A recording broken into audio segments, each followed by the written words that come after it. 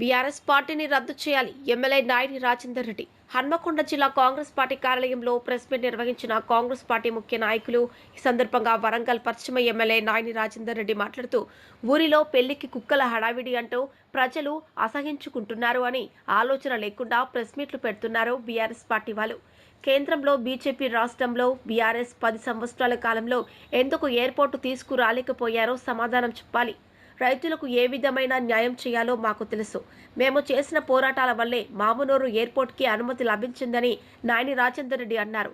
మేము చేస్తున్న అభివృద్ధి చూసి ప్రజలు మిమ్మల్ని చెప్పులతో కొడతారు. కబ్జాలు చేసి ప్రజలను దోచుకున్న బీఆర్ఎస్ పార్టీని రద్దు చేయాలి. మామునూరు ఏర్పాటు కోసం పనులు ప్రారంభిస్తుంటే ప్రజల్లో లేనిపోని అపోహలు తీసుకొస్తున్నారు బీఆర్ఎస్ పార్టీ వాళ్ళని అన్నారు.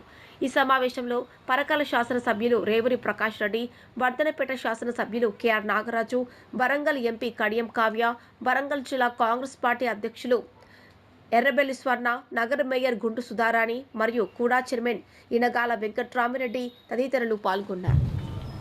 ఊర్లో పెళ్లికి కుక్కలడావుడి అన్నట్టు మా ఇంట్లో పెళ్లి, మా ఇంట్లో మేము పెట్టిన చెట్టుకు కాయలు కాస్తే, మేము పెట్టిన పిల్లలు పెడితే ఇవాళ మేం తెచ్చినాం అని చెప్పి ఎవరికి వారు ప్రజలు చూస్తుంటే అసహ్యం వేస్తున్నదని ఆలోచన కూడా లేకుండా అబద్ధాలు ఆడుకుంటూ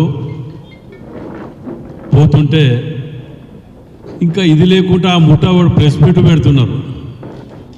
వాళ్ళకి సిగ్గు అనిపిస్తలేదా? ప్రజలు అసహించుకుంటారని ఆలోచన కూడా లేదు.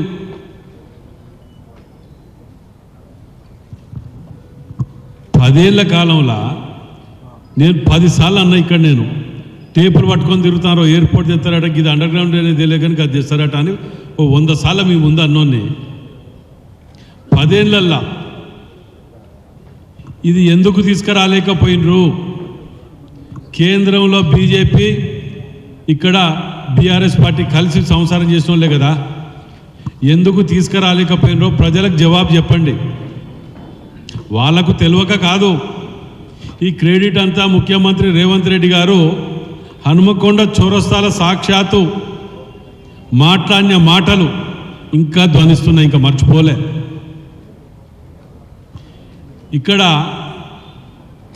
స్పీచ్ అయిపోయినాక పార్లమెంట్ ఎలక్షన్, కావ్య గారి ఎలక్షన్లో సభ హన్మకొండ చౌరస్తా వానపడ్డ తర్వాత సభ అయిన తర్వాత ఇక్కడ అండర్ గ్రౌండ్ నేను ముఖ్యమంత్రినే కాదు, మున్సిపల్ మినిస్టర్ని కూడా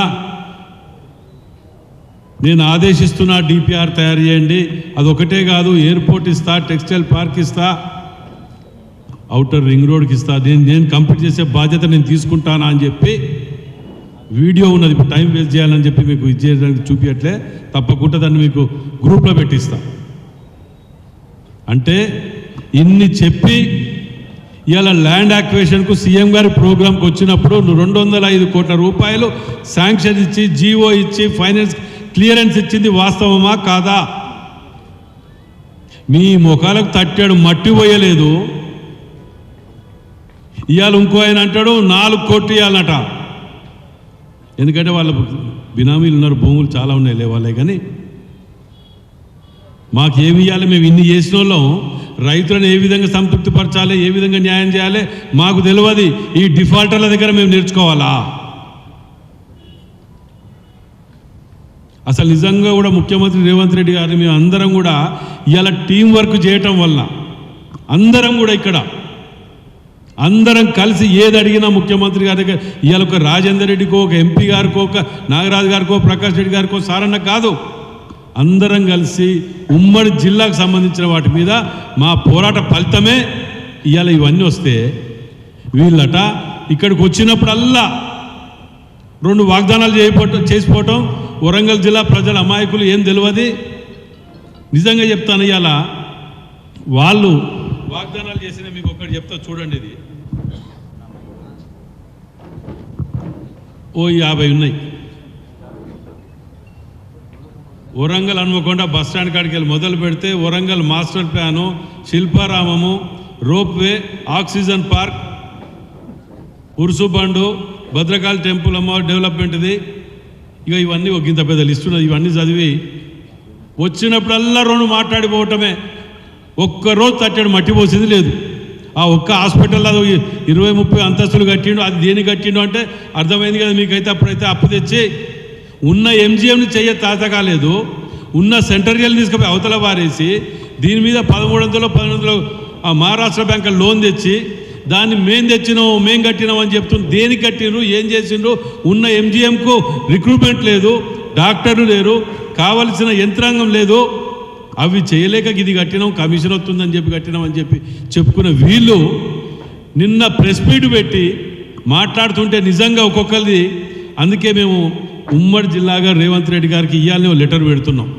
మా దగ్గర ఉన్న ఈ దొంగల ముఠా కోసం సపరేట్గా జైలు కట్టియండి అయ్యా. ఎందుకంటే ఈ ముఠా ఇంకా మార్పు రావట్లే. జిల్లా ప్రజలు మిమ్మల్ని తరిమి తరిమి కొట్టే వరకు కూడా మీరు ఇక ఇది గారు అనేది నిన్నటితోటి అర్థమైపోయింది. అరే ఇప్పటికైనా బుద్ధి తెచ్చుకోండి. 10 ఏళ్ళలో చేయలేని దాన్ని సంవత్సర కాలంలో ఇంతమంది వీళ్ళు చేస్తున్నారు, వీళ్ళని చూసి నేర్చుకోవాలని చెప్పి ఇవాళ ఇన్స్టాగ్రామ్లల్లో అవి కూడా పంపిస్తా మీకు స్క్రీన్ షాట్స్. కేటీఆర్కు ట్యాగ్ చేసుకుంటూ పెడుతున్నారు. అయ్యా మీరంటే చాలా అభిమానులం, కానీ ఇందులో ఇంకోసారి ఇట్లాంటి వరంగల్ జిల్లా అభివృద్ధి గురించి ఇంకోసారి మనోళ్ళని మాట్లాడదని చెప్పండి. ఇజ్జత్ పోతుంది, పబ్లిక్ ఉంచుతాన్రు, మనం చేయలేదు దాన్ని వాళ్ళు చేస్తున్నారు. ఇవి కనుక నిజంగా కంప్లీట్ అయితే నేను మళ్ళీ కూడా కాంగ్రెస్కే ఓటేస్తా, నువ్వంటే అభిమానం కానీ కాంగ్రెస్కే ఓటేస్తా అని కూడా క్లియర్గా చెప్పడం జరిగింది. అవి కూడా మీకు స్క్రీన్ షాట్స్ నేను పంపించేది. నిరాధారంగా ఎప్పుడు మాట్లాడాం మేము, గాడుపుల బాణాలు అయ్యాం వీళ్ళ తీరుగా.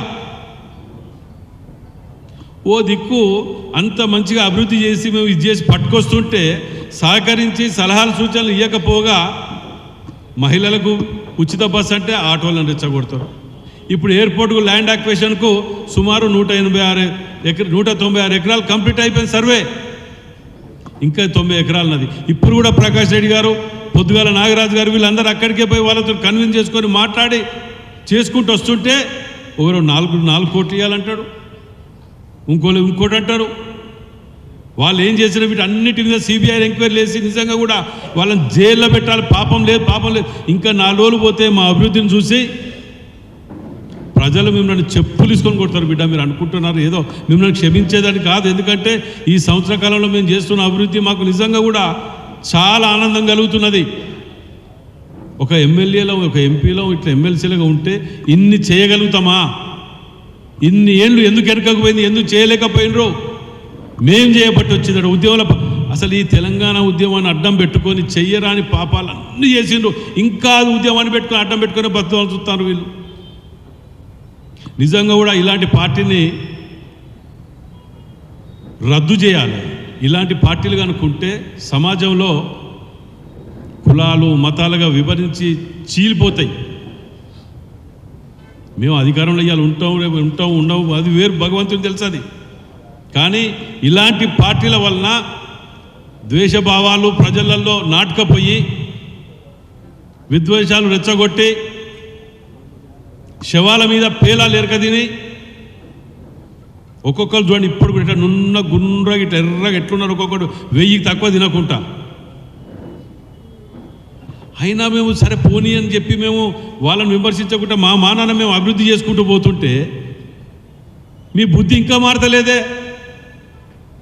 మేం చేద్దాం అనుకున్నాం నైమ్నర్ బ్రిడ్జు, మేము కడదాం అనుకున్నాం కళాక్షేత్రం, మేము చేద్దాం అనుకున్నాం. రేపో మాపో కాజిపేట బస్ స్టాండ్కు మేము ఇక్కడ ఎట్లా ఉన్నామంటే ఢిల్లీ పార్లమెంట్ నడతాంటే కూడా కావ్యమ్మ నువ్వు అక్కడికి పోయి మేనేజర్ని మంత్రి గారిని కలవంది, నువ్వు రావద్దు వరంగల్కు, రిప్రజెంటేషన్ ఇచ్చి చేయాలమ్మా నువ్వు అని చెప్పి మేము నవ్వుకుంటా మాట్లాడుకుంటూ ఇస్తే అక్కడ పోయి కలిసి ఇక్కడికి ఫోన్లు చేయించుకొని బస్ స్టాండ్ గురించి వస్తున్నాం. మేము ఈ ఎయిర్పోర్టు బస్ స్టాండు ఈ 9వ తారీఖు నాడు ఫ్లైట్ టికెట్ బుక్ చేసింది మా అందరికీ కావ్యమ్మ. దేనికి తెలుసా మీకు? రైల్వే మంత్రిని కలిసి కాజీపేటకు డివిజన్ తీసుకురావటానికి పోతున్నాం మేము.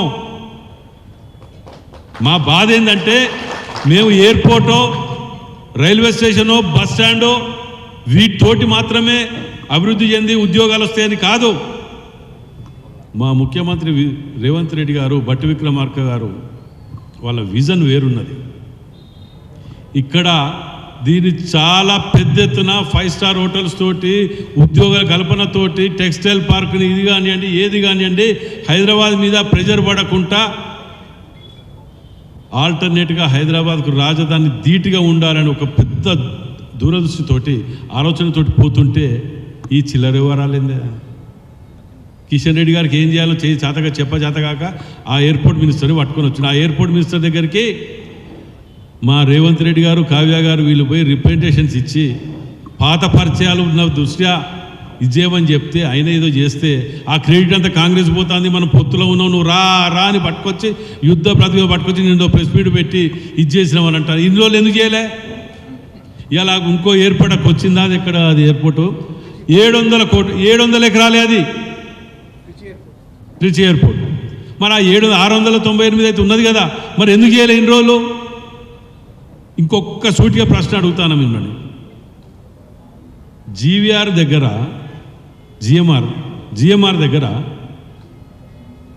ఎందుకు 150 కిలోమీటర్ల దూరంలో ఉన్నది కాబట్టి ఇది ఇస్తలేమన్నప్పుడు దద్దమ్మలు తిరిగి నిద్రపోయి 10 ఏళ్ళు పండుకొని దొబ్బి తిని పండుకొని ఇవాళ రేవంత్ రెడ్డి గారు ముఖ్యమంత్రి అయినాక శ్రీనివాసరెడ్డి గారికి ఇన్ఛార్జ్ మినిస్టర్కి బాధ్యతలు ఒప్పచెప్పి నువ్వు పోయి అది ఏం చేస్తారో నాకు తెలియదు అది ఆర్డర్ రావాలి అది అవసరమైతే అటు 4 కిలోమీటర్లుగా తక్కువ ఉన్నది అవతల దిక్కు యాక్వేషన్ చేయండి ల్యాండ్ యాక్వేషన్ చేయండి 150 అవుతుంది ఆర్డర్ తీసుకురాపోండి అని చెప్పి బుదిగరించి బెదిరించి అన్ని చేసి ఆ ఆర్డర్ని 10 ఏళ్లలో మీరు తేలేంది మేము సంవత్సర కాలంలో క్లియరెన్స్ సర్టిఫికేట్ పట్టుకొచ్చి 205 కోట్ల రూపాయల సర్టిఫికేట్ తెచ్చిన రోజు 205 కోట్ల రూపాయల నిధులు కేటాయించి ల్యాండ్ యాక్వేషన్ పెట్టి మీ తిరిగా వాగ్దానం చేసి పోలే డెడ్ లైన్ పెట్టినాం దీనికి మార్చి లోపల దీన్ని ఇదంతా చేయాలని చెప్పి దానికి రాత్రి పగలు రైతులతోటి నాగరాజు గారు ప్రకాష్ రెడ్డి గారు ఎంపీ గారు మేము అందరం కలిసి అడి డిసిసి అధ్యక్షులు గారు సురేఖ గారు అందరం కలిసి సారన్న మేము అందరం ఒక దిక్కు అయ్యప్ప అనుకుంటా బతిలాడుకుంటా మేము తిరుగుతాను ఈ 3 రావటంతో ఇళ్ళకంగానే పండుగ అయిపోయింది కాదు రేపు రావాల్సిన వనరులు రావాల్సిన అభివృద్ధి ఉద్యోగాలు విభజన చట్టం అన్నట్టు వీళ్ళు పెట్టి అసలు నిజంగా వినోద్రావు గారిని చూస్తే అసహ్యం నవ్వొస్తుంది ఇదివరకు మంచి అభిప్రాయం ఉంటే నాకు ఆయన ఏదో మంచోడు ఇదనుకున్నా కానీ రైట్ పర్సన్ రాంగ్ పార్టీ అని మేము రిప్రజెంటేషన్ ఇచ్చి వచ్చినాం 2005 అరే రిప్రజెంటేషన్లో పార్టీ ఆఫీస్ కావాలని 1,90,000 ఇచ్చిన నేను కలెక్టర్ ఆఫీస్లో అక్నాలజ్మెంట్ తోటి ఉన్నాయి మీరు చేసే పని అది రిప్రజెంటేషన్ ఇచ్చినాం అయిపోయింది మా పని ఏది టోటల్లీ ఇన్కంప్లీటెడ్ ఫెయిల్యూర్ క్యాండిడేట్స్ మీ యొక్క టీం సక్సెస్ఫుల్ టీం ఏదైనా ఉన్నది అని అంటే 2024 నుంచి 25 మా టీం అది మీ టీం ఎక్కడ పనికొచ్చింది దేనికి పనికొచ్చింది తినటానికి దోసక తినటానికి తప్ప దేనికి పనికి రాలే ఆ ప్రెస్ మీట్ పెట్టిన చూసి వాళ్ళు వినోద్రావు మాట్లాడుతుంటే నిజంగా ఈయనని కలిసినాం అది చేసినాం విభజన చట్టంలట వీళ్ళు ఇది చేస్తే పెట్టినమాట తలుపులు పెట్టించి తెలంగాణని ఇచ్చుకుంటా విభజన చట్టంలో ఇవన్నీ మేము పెడితే ఏ ప్రభుత్వం వచ్చినా అవి ఇంప్లిమెంట్ చెయ్యాలి అని పింక్ బుక్లో పెట్టిస్తే వాటి ఊసెత్తకుండా చేయకుండా వాటి వదిలేసి ప్రభుత్వాల తర్వాత వచ్చిన మీదును బీజేపీదే కదా 2 సంకలు కొట్టుకుంటా 10 ఏళ్ళు గడిపి విభజన చట్టంలో పొందుపరిచింది ఒక్కటి తేలేక మా 5 ఏళ్ల ప్రభుత్వం మేము తీసుకొని వచ్చి సంవత్సరం కాలేదు గిన్ని తీసుకొస్తుంటే మీరు మాట్లాడటానికి సిగ్గు అనిపించట్లేదు మీకు మాకే అనిపిస్తుంది మీరు మాట్లాడుతుంటే మీకు ఎట్లా అనిపిస్తుంది అంటే అన్నీ వదులుకొనే మీరు ఈ రాజకీయాల్లో ఫుల్ టైమ్గా రాజకీయం మీద బతుకుదామని